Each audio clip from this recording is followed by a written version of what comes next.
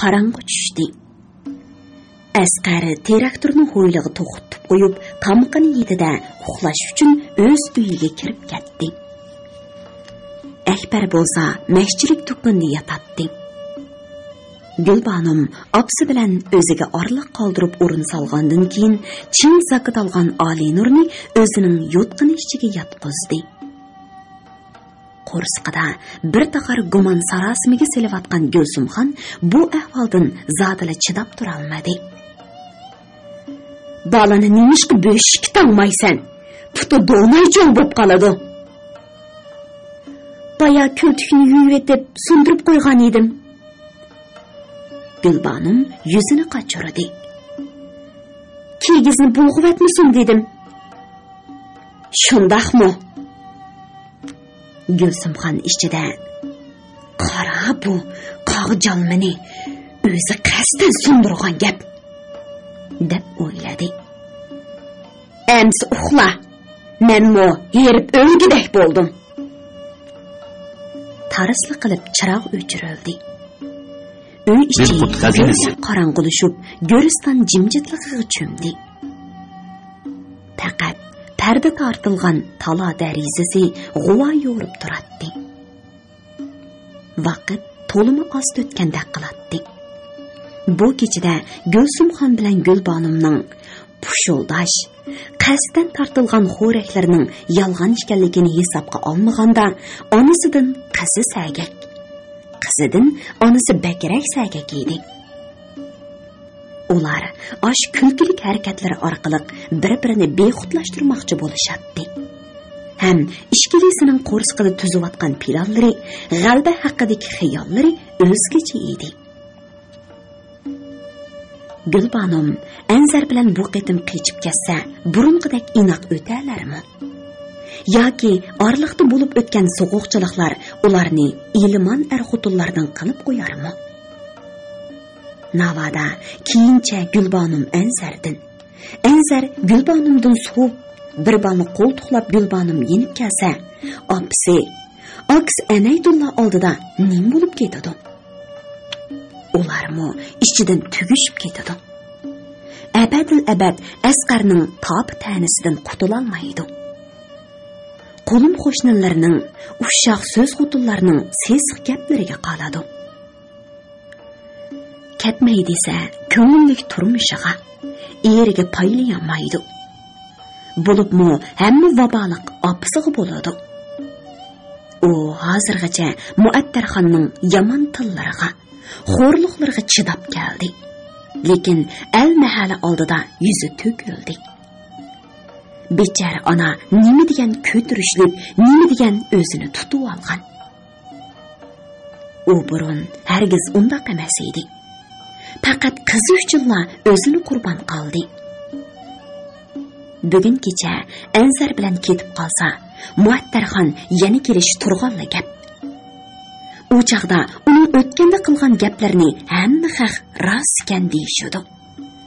Hamma gunoh Gulbanimga ortilib, bola tug'ib, bola cho'ng qilgan gunohi uchun bechara ona top-taniga qoladi. Ah, Xudo, qanday qilsa bola? Biror osoyishlik yo'l yo'qmidi? Agar bu qitimki fursatni qo'ldan berib qo'ysa, mangu baxtsiz bo'lib qoladi. Nadan ana yiliq piyanchik Odilni bekorga maqtayotgani yo'q. Kim biladi? Ular hozir Gulbanimning sodisini qilib, qo'l qiqishib, to'nini pichib qo'ydimi? Gulbanimning u to'kurg'i takkinidan yerga takkini yaxshiroq. Beshingni yeydigan maygadan, chilakni nonchilab, amburda qisib yeydigan so'rin talab. Jahonda xotin yo'qdek Gulbanim bilan qoldi. Gulbanim Odilning aroq ichgandan keyingi badbashiri talatani, xotinni urgan vaqtdagi yovuzliklarini, bir puti o'ymanda, bir puti do'ngda dingoslab nurlarni egiz past chayqab minishlarini ko'z oldiga keltirish bilan teni shurgunib ketdi. U yo'q, Anzar bilan ketaman. U chapsariq kelsidi deb ichida zikr qildi. Gulbanim ochal yo'l girvikida nagi minishini bilolmay o'zi bilan o'zi kurash qilib, oxiri Anzar boshlagan yo'lga tavakkul qilgan mushi daqiqada Gulsumxonmo ichida xomchut qilib atadi.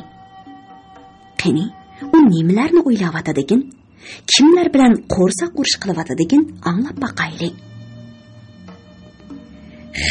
Anzar haramzoda. Bugun tug'ilgunga pushaymon qildirib, anamdan ololmagan uchimni seningdan olmasam, beshingni yeydigan azozul xotin. Shuncha almahala, qo'lim qo'shlar oldida bir tiyinga arzigisiz qilib yuzimni to'kdim ha. Sana ani bo'ladigan Gulsumxon tex tug'ilmadi. Sen mening beshimni oson izzivatgil bo'ladigan ximir chaqlab qoldingmi? Kelgundi. 6 shadan kelib sana nima yo'g'onchilik? Gap qolmasam tex meni qalandar divona deysizmi? Eli qoramdan bo'lgan shumun kelsin qani. Aşı gaplarni bo'yniga tumar qilib esib qo'ymasam, Gulsumxon bo'lmay ketay. Odamni ajabmi ani tapda bisham xotin ko'chada yurgisiz qilyapti. To'xta xotin bir yerga yig'ilsili kusuldishib, xarqirishib, pildishib kulishidi. Qavatli satchilik qoldi o kishi. Namnumus tarafdan talatuzlarga ishonchlik chiqolmaydiganli bo'lib ketdim. Anzar, sen bir kappaq qani. Kechki tunda shundoq vaqirayki, kimning orqasiga kim kirib vaqinni, kimni kim ozdirg'inni, jimi xaq anglasin. Shu kusuldashgan, pixildishib, xarqirishib kulishgan xotinlarning uni ichiga tushib, inamiga bassin. Qachong'ich tatimina bu xo'rliqlarni? Tova, mau resva qanjuqmu? Anzarning orqasida bir necha zaman yuribla, xuddi sopuq yevag'andek qolib olishib ketdi. Eylik xotinning shuncha yo'lsizliklarini, keltirgan xo'rliqlarini ko'rib turib, anglab turib, yana shuni mo'zi bilan qochmoqchi bo'layotganini ko'rmamdigan. Yog'och oshpaz degan qanchalik nimalardi?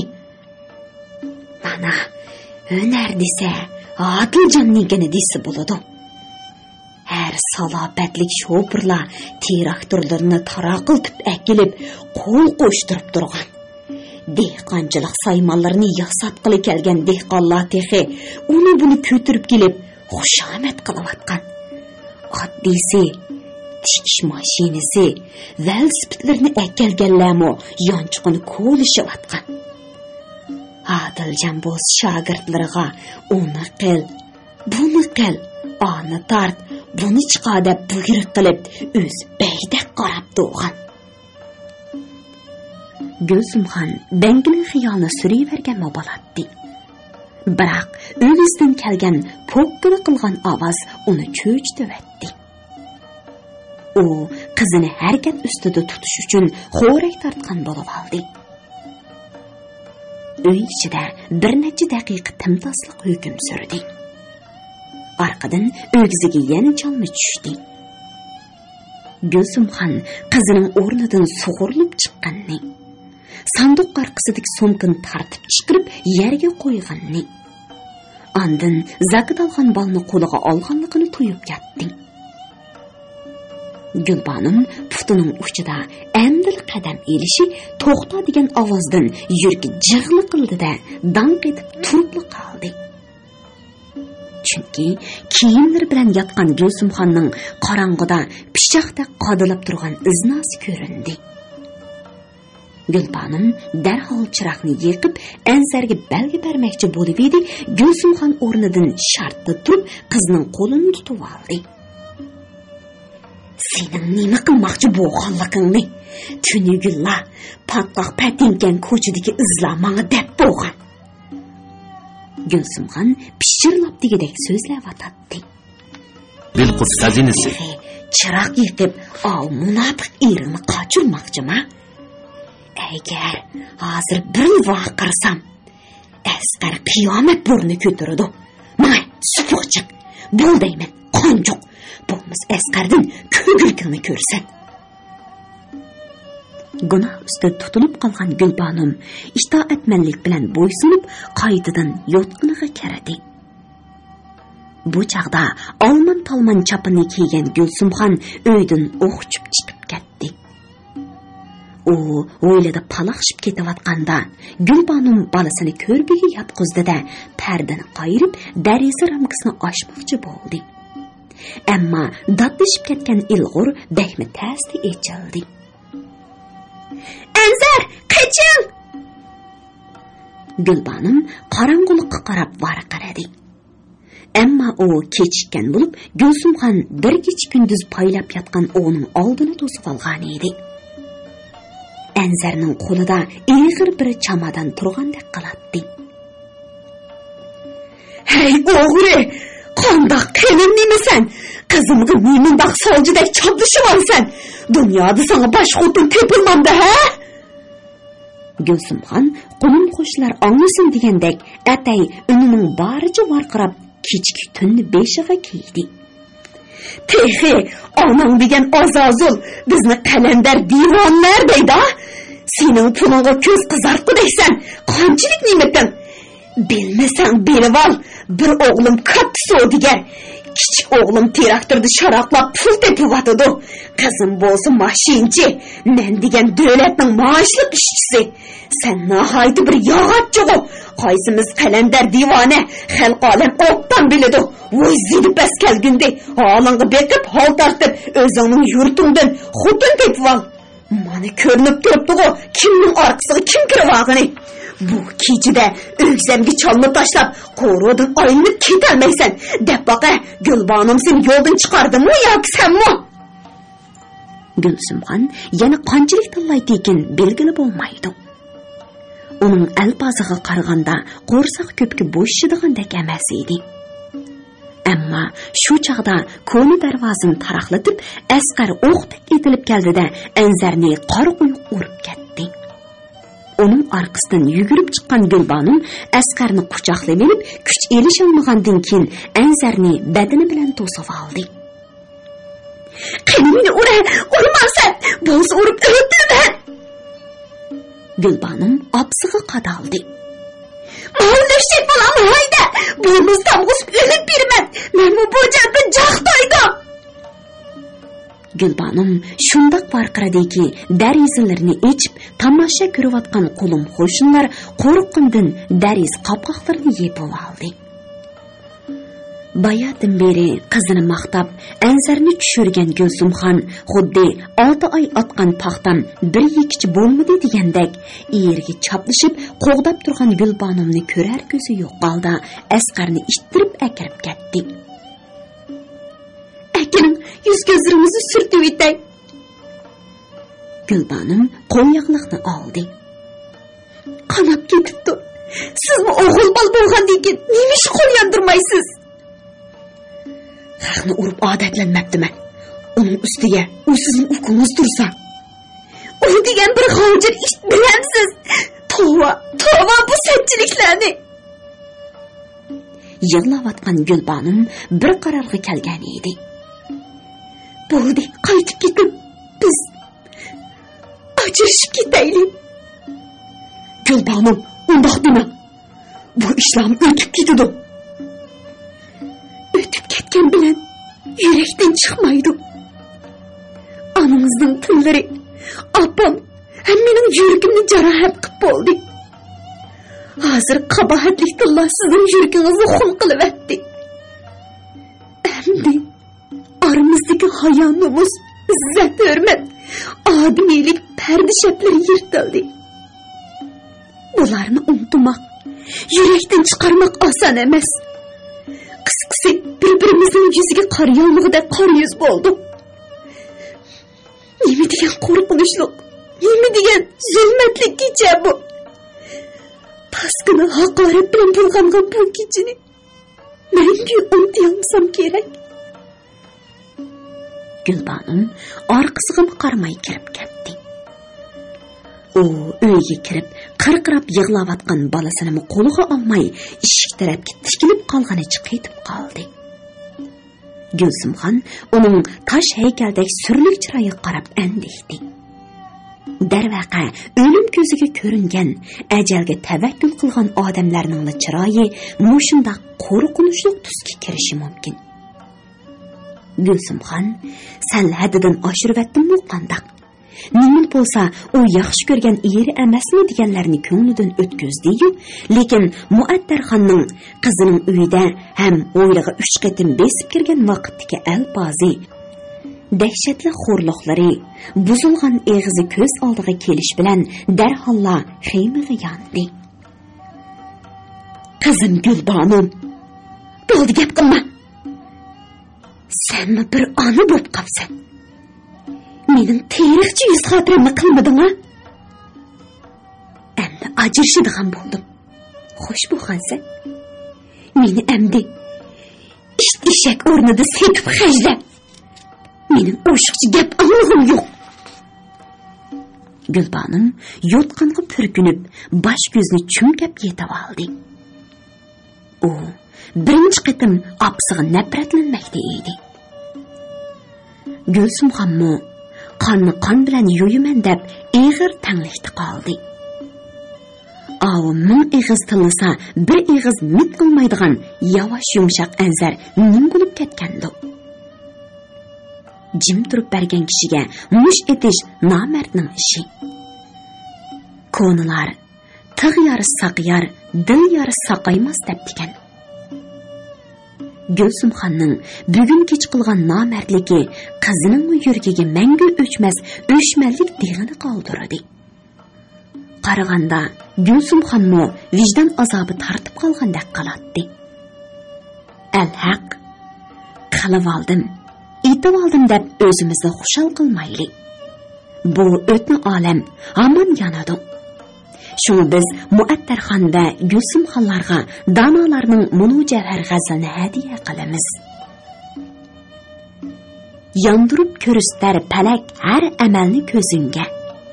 G'ayriga qilg'iningni qilgan bo'lursan o'zingga.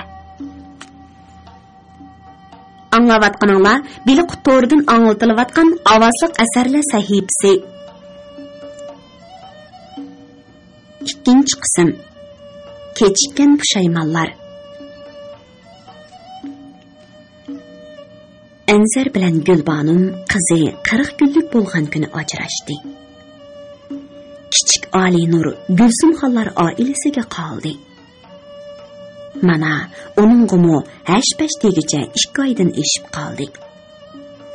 Muattarxon bilan Gulsumxonning murodi hosil bo'ldi. Biroq betalay xotinlar nadomat ichida o'rtandi. Gulbonim boshqacha bir Gulbonimga aylandi. U bir kun kashkichi gap qilmaydi.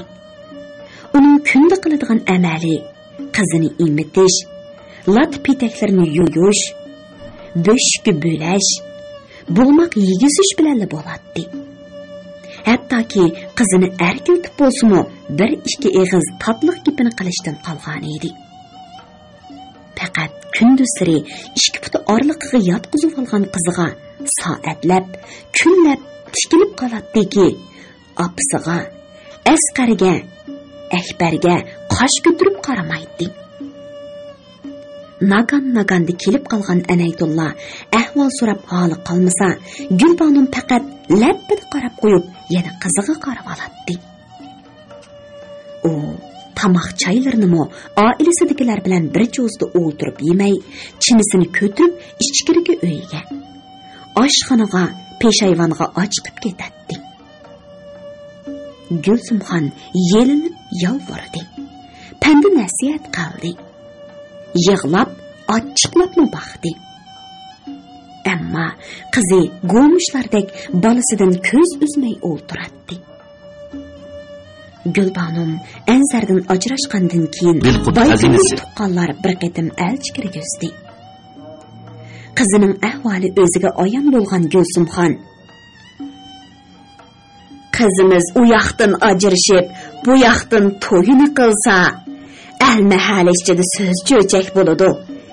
Әсліді бұзылып тікен деген бәтнамғы қалымыз. Шуңа яны бір аз сәвір қылып беріші әла. Деп яндырды. Gülbanım elçilerini gördü. Bulungan gap sözlerini anladı.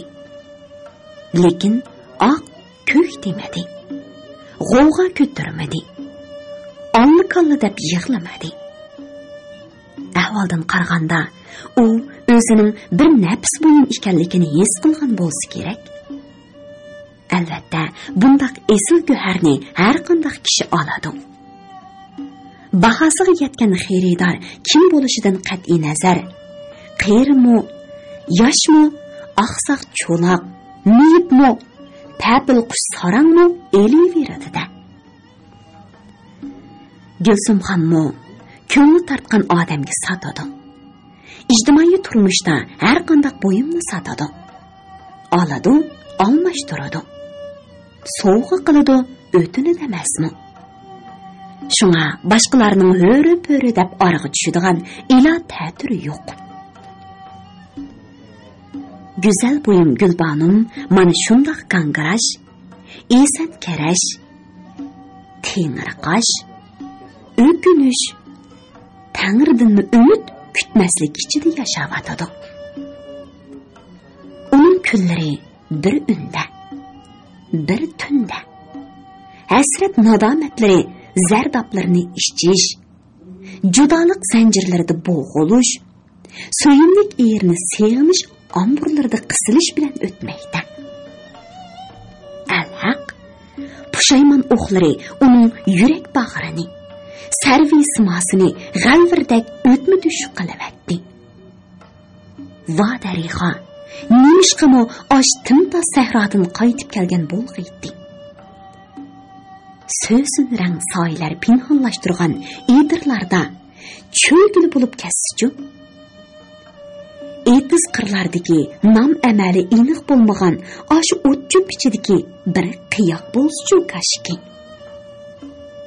Ətnası səhra yollarının xəs tupurqı bolsumu özünü şunçilik ərgin, əmin sezər idi.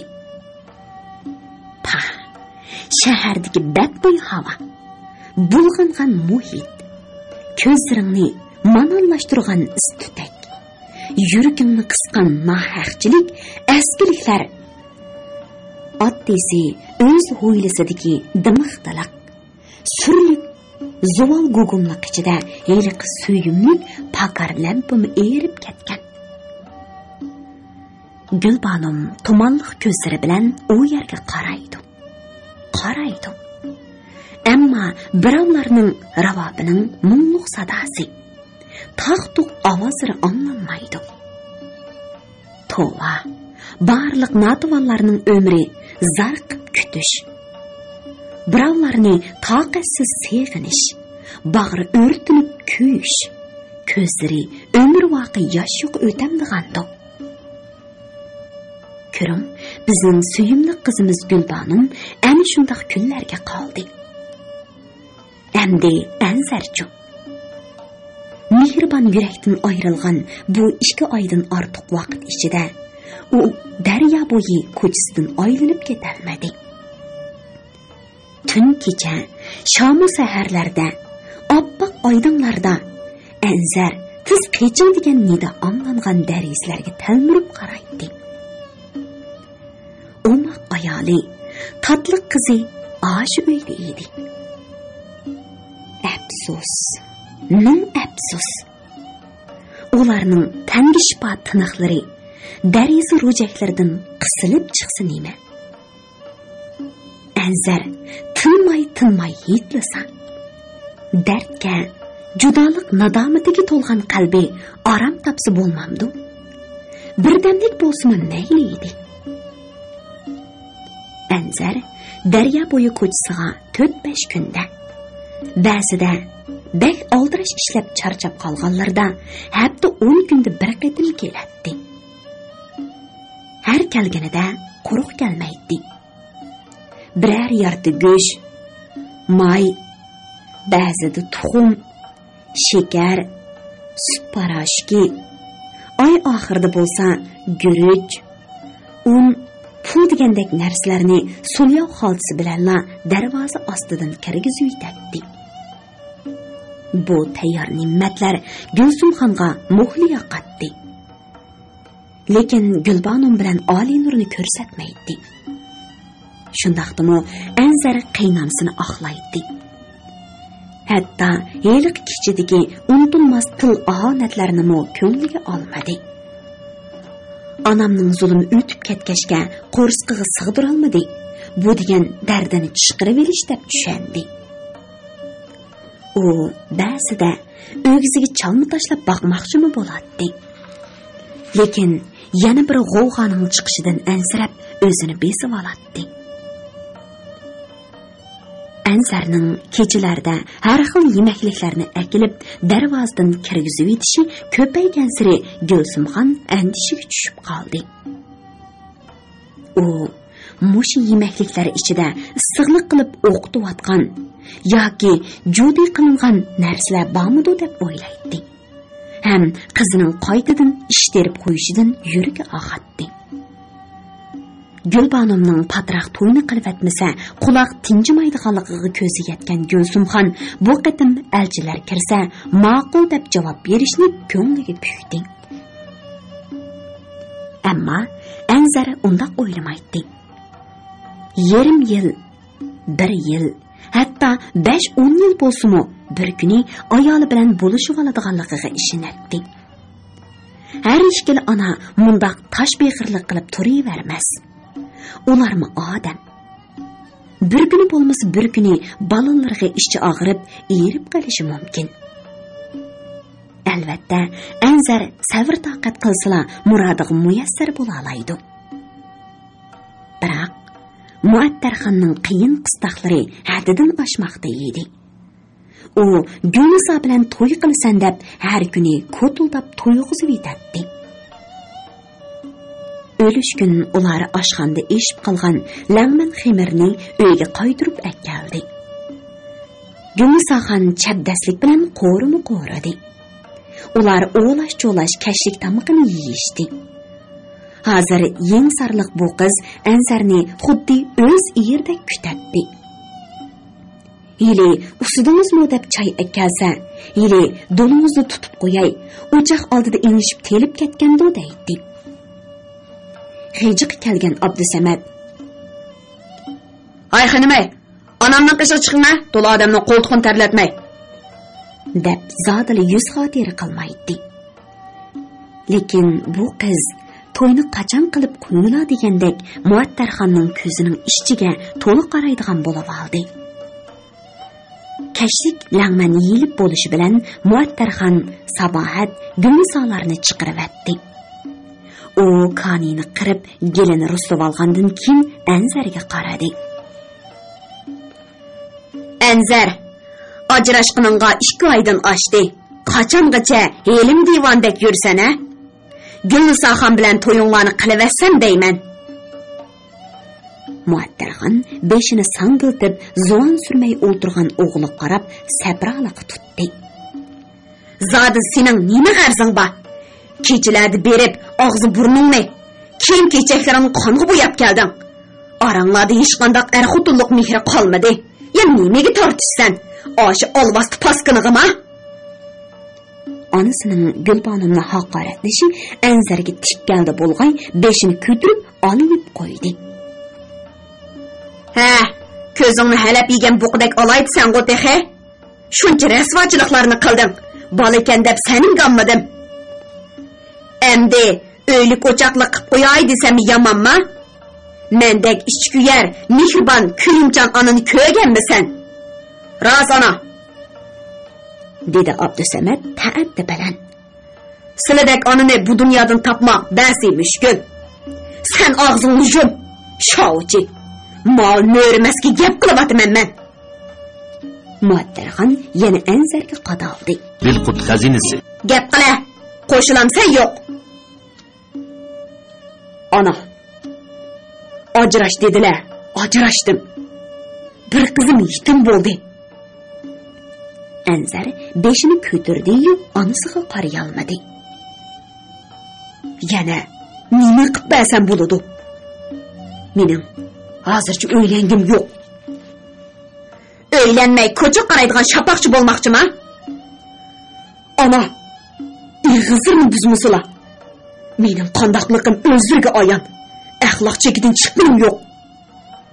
Sen menga ayon bo'lg'achqa ansirayapman. Muattarxon ishchidikini oyib qo'ydiganlardan emas edi.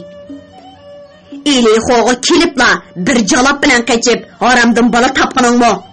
Axloqqa yotamda? Qonga milinib qilag'liq turug'liq. Xalqning bo'sog'isida kursik itdek yetib olganingmi axloqmi? Onani qoqishib, qon yig'latganingmi axloq kiramda? Maymoq kepish nimalar deb biljirlayotdi. Hey, dunyo tepilmaydigan imoni komil ona. Qiziqqan Abdusamat zodili chidab tura olmadi. Eg'izlari Taratxondan battar bo'lib ketdi deyman. Hayo qilsizlar. O'zlari hayo imonning jumlasidandir degan Qur'onning so'zlarini doim zikr qilib turib, yana amal qilmisizlar. Qattiq zini bor deyman. Sen Muattarxon hech nimadan tap tortmaydigan Abdusamatning qarchiqidan tikilib turgan ko'zlaridan andikib qoldi. Sen tehi hayodim gap ochmoqchimi? Amsa, sen aka baqsizlar, shapaqchi, jalob, haramdan bo'lgan, kurski, maymoq kepish degan qandoq gaplar u? Sizlardek ichkuyar, mehribon, kuyimchan ona o'z o'g'lini haqoratlab mushundoq desa, qamlishama? Oshi eg'izlari bilan Qur'onning suralarini o'qisizlar, Xudo ravo ko'rama.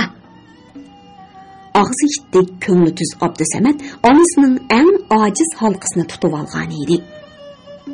U bir yoqdan maqtab turib qamchilagan bo'lsa, yana bir tarafdan salab turib qachtig'i solgandek qilgan gaplari Muattarxonni tunjuqtirib etdi. Bu jahil ona dimiqqandek bo'lib ko'zlari g'ilpolladi. Ham yuzini darhol dariz tarafga o'rdi. U Abdusamatning umidini yo'g'ini chiqarishidan qo'rqib, o'shiqcha bir nima deyolmadi. Inisining dadilligidan madad olgan Anzar beshini ko'tarib onasiga qaradi. Ona, har qanday gaplar bo'lsa ko'tirman. Lekin Gulbonimni jalab, olvasti paskini deyishtirib chidab tura olmayman. U degan dunyoda eng pok, eng samimiy qiz. Anzar beshimga kelganini ko'ray deb o'yladi. Menmu kursuk it, maymoq kepishmi emas. Shundaqla haramdan bola topqinimmi yo'q. Biz Gulbonim ikkimiz oxunimning nikoh fatihasi, bir necha odamning Xudo yo'lida guvohligi bilan qonunliq rasmiyatlarni bejirib bir uyga kirgan. Hem ma'qula, u resva qanjoqni maqtab ketganiga qaraganda hozirgacha rishtam uzilmabdi-da. Muattarxon Abdusamatning adbini yeb turib, yana og'zini buzdi. Ondaqda osh qilin dapshaqa umid saqlab turaveribsan-da, yarishib olish niyatingmi yo'q emas, shundaqmi? Shundaq. Yarishib olaman. Po'q yepsa, sen tehe tuxumning ichida chuqulda etibsan. Gulnisoxon bilan to'y qilamsan yo'q. Bugun zot ochiq gapini qilasan. Hey ona, nimada qoid uqmaylar deyman, dedi Abdusamat ochiqada. Akam ajrashgan 2 oy bo'lib qoldi. U yoqdan ajrashib, bu yoqdan xotin olsa, alla birini tayyor qilib qo'yib, birini yo'lga sapdi. Qashqarlik degan zot xotin qo'yib, xotin elib yuradigan xotin bor demamdi. Hey, ishplas qo'ta. Kurik to'qidek hurpaymay, g'it qisib olta. Ma'qulmi? Men akamga gap qilyapman. Am sulmo to'li vari qilmay o'ylab chiqib uxlasizlar. Ishplas qo'ta, kurik to'qu degan tillar eg'ir kelgan Abdusamat birdini hurpib, ko'zlarini olaydi. Bu kechki tunda qo'shnilar ong so'chocha qilishmamdi. Yili mislning dasturlarida men mahalda bosh ko'tarib mang'uz bo'lib ketdik. Chiqsa, manslarni uxlayman. Aka, sen yotamsa yoki tildashnam ishtiking bormi? Undaq maylim bo'lsa ko'chaga chiqib angla. Muattarxon chirib bir nima deyolmadi. U garchi onalik hukmronlik huquqini ishlatgani bilan yanala Abdusamatdan o'lgidan qo'rqatdi. Chunki sarang'i sot yo'q degandek, u g'urur iftixoriga, hurmat izzatiga, ko'ngliga taliq shaxsiy mahbiyatiga, bo'libmi haq-nohaq ko'z qarshiga salli tegadigan ish bo'lsa, dadamkan, onamkan, mao taqdirimni belgilaydigan amaldorkan demay, shu hamon sakrab qo'patdi. Uning bunda qip-qizil talviligini bilgan Muattarxon uni chiqirib etib, Anzarning tanobini tortmag'iniga pushaymon qoldi. Eliq chaqdimi bu gadankash ushuq hech yiqmayla bilib qo'ysila, yaxshilik bilanmi, yomonlik bilanmi Ro'shangul bilan to'y qilganim qilgan. Yomonikas uydan qo'g'lab chiqirala yoki hozirlik chiqib ketaymi? Oshxonlarga yollansammi, qurilishlarda ishlasammi jenimni boqolayman deb onasini eshakdan tushgandek qilaverdi. Bu shovch ko'karmi deginni qiladi. Uning tomirlarida dadisining emas, balki o'zining o'tliq sho'x qini eqiyotganiga Muattarxon iqror. Agar dadisining qini oqqan bo'lsa, Anzardek yavash, mo'min bo'lgan bo'ladi. Tek shu chaqda uning uyalmamla, Xudodan qo'rqmamla, odam tillamay qo'rsaqlaridagi g'umni desilar. Akamni parakanda qilavatdilar, endi navbat menga keldimi? Biroq silichu degandek bozg'andan eg'ir qilishdan ittik savol so'roqlari Muattarxonning u quvurg'isidan o'tib, bu quvurg'isidan chiqib ketgan edi. Mush ishlarni bilib turug'liq, tehi aksining mungiziga urib, inisining tuyuqini sirqiritmoqchi bo'lganini ko'rmamdigan. Oqibat ikki paxtakni so'qmoqchi bo'lgan chalmisi o'zining qonqirini yaradi. Shuningga qaraganda Muattarxon burnuq suv kirmaydigan talvi sarangning o'zi bo'lib qolmadimi? Abdusamatning so'zlaridan o'rniga mahlinib qolgan Muattarxon eg'ir tavirnib chiqib ketdi. Abdusamat oqsiq ko'zini qisib qo'yib, kiyimlarini selishga boshladi. Anzarmu o'rniga kirib yotdi-da, chiroqni o'chirdi. Minutlar soatlar kunlarni, kunlar haftalarni qo'g'lishib, vaqt kirichdan uzilgan yo o'qidek tiz o'tmoqda. Mana, ko'zni yumib ochqicha yana bir oy o'tib ketdi. Anzar Gulbonim bilan qizini ko'rmaganga 3 oy 11 kun bo'ldi. Hozir Olinur 8 kun kam 5 oylik bo'lib qoldi. U faqat sotda ajrashganda ona bola ikkisini bir ko'rgancha qayta ko'rmadi. Uningga yo'gak ichidagi 40 kunlik qizining dub-tugilak, yumron qizil yuzini bir qatim so'yib olish iroda bo'pti ekanmi nima? Shuningdan tartib bu baxit uningga nisb bo'lmadi. Qiz bola ojiz bo'lg'achqimi, uning mehr o'tini otiga solganmish. Qizning didoriga qanmagan ota kechillari daryo bo'yi ko'chasiga berib, o'g'ziga chalma tashlagan edi. Gulsumxon tarafidan tillab qo'g'landi.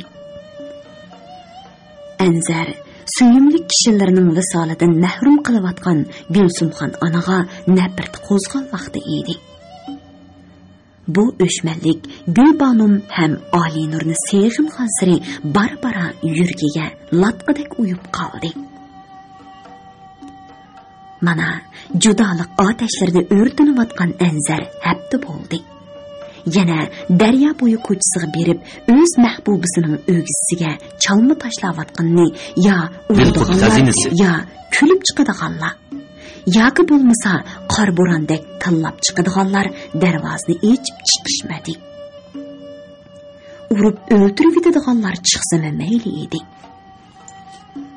Gulbonimning tizqiching Anzar degan bir eg'iz so'zini anglab olsa, qizining qirqirab yig'ilgan ovozi quloqiga kirsa bas. Anzar uning uchun hayotini do'g'u tikkan bo'ladi. Nima degan zerikarlik hayot bu? Nima degan buruqturmichilik? Nima degan sarsallik bu? Odam o'lsa hech nimani bilmaymish.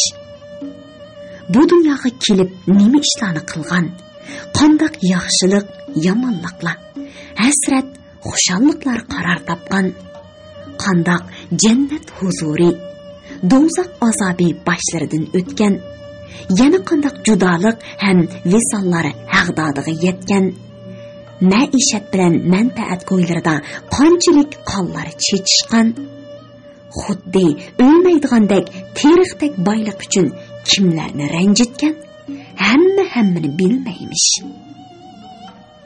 Hatto bu dunyo sariyiga 4 kunlik mehmon bo'lib tushgunimi bilmaymish. Pah, hamma unutilsa, shodlik ham xafaliqlarni tam yo'qoladi ekan. Buningga qaraganda Xudoyim bilan olmagan bermagan bo'ladi ekanmiz. Bu balkim yo'qlik olamida g'oyib bo'lish degani shu bo'lsa kerak. Bu nima degan nadomatlik tragediya, yumorliq komediya. Anzarmu ba'zi hollarda shodlik va xafaliqlarning hammasini bir yo'lda unutg'asi. Shodliqidan xafaligi, tatliqidan achchiqi, visolidan judolik to'lib bu hayotni tashlab ketgisi, unutg'isi keladi. Chunki hayotlikdagi judolik azobi lahatning vahshatidan yomon ekan. İç-içingdan o'rtanib chiqqan nidodan yurak bag'ring, qalb bag'rinlaring zapron qaqshalliqqa aylanadi ekan. Dardni to'la ichiga yutqanlarning ulug' kasal bo'lib kashkuzda ushuk tekkan gul bargidek qurib tugab ketishi shu vajidan bo'lsa kerak. Mana qarang, daryo bo'yi ko'chasining cho'nqur sayliqida qorong'uga purkangan bir yigit aylanib yuribdi. Bu jinini olqiniga elib haftadan beri Gulbonim yotgan uyning o'gisiga chalni tashlayotgan Anzar edi. U bir necha qitim uyga usibli kirib Gulbonim ham qizini ko'rish niyatiga keldi. Ammo keyingi umid orzularini o'ylab Gulsumxonning jahlini qotirib qo'yishdan qo'rqdi. Gulsumxon onamiz uxlaganmidi? Anzar soatini ko'z chaniqiga akilib qaragan bo'lsa-mu, qorong'ida necha bo'lganligini bilolmadi. Lekin Gulbonim uxlamadi. Necha kundan beri tashlagan chalmam uningga bishorat. Biroq onasi chiqarg'il qo'ymadi yoki Gulbonim meni ko'rib texmi azoblanishdan qo'rqdi. Anzar to'g'ri paraz qilgan edi. U o'ziga o'zi pichirlayotganda Gulbonim kimlarnidir izdigandek qorong'i to'risqa tikilganicha chigish xiyollar to'riga chirmilib qolgan edi. Haftadan beri o'g'ziga tushayotgan chalma Gulbonim ham Gulsumxonning nazaridan chetda emas. Ona bola ikkisila buk ovozni tinglab yotdi. Shundaqdimi ona ham qiz eg'ir tinig'inicha uxlagan bo'lib, o'rinlaridan turishmadi. Gulsumxon yugurib chiqib o'tgandek beshamlik qilishga petinolmas bo'lib qolgan edi. Shu qitimqi g'ovg'adan keyin qizi gachi bo'lib qoldi. Hozirgacha bir eg'iz gapini anglagani yo'q. O'zimi shu ishdan keyin xuddi chivin yutib olgandek ko'ngli g'ash yurdi. Gapning rostini aytganda, qaynonasiga bir eg'iz gap yondirish emas, qosh ko'tirib qarmagan bir yavash bolani shunchalik qabohatli tillar bilan tillash hayosiz xotinlarning ishi edi. Bu musulmonchilikqa to'g'ri kelmaydi. Chunki odamning yuziga xo'rliq yulduz chachadigan bundoq afsonalarning dardini o'zimi ma'ruf temirchidan bo'ldi degicha tortgan ham uning ta'mini obdan biladi. Shunga Gulsumxon necha kundan beri o'g'ziga tushayotgan chalmini bilib turug'liq jim yetib oldi. Gulbonim bo'lsa qasddan chiqmadi. Texijili o'shmayotgan o'tlarning qaytadan yalqinga aylanib ketishidan qo'rqdi. Anzarni birli ko'rsa yurak jarohati qaytadan eg'iz elib qonab ketadi. Erining so'zlari, aşı mulayim chiroyi. Samimiyat nurlari chaqnagan ko'zlari Gulbanumga shodlikdan to'la hasrat elib keladiganligi aniq. Bu faqat o'ziga taalluq his tuyg'ular edi. Biroq Anzar hozir nimalar bo'lib ketgandi degan savol uni bearam qilatdi, qiynaydi. Vafodor erining ayoli qizini seg'inib tortayotgan dard alamlarini o'ylaganda yurak bag'ri laxti-laxti qonga to'ladi. Shunga Gulbanum qizini qelin sakidab bo'shk tangdi.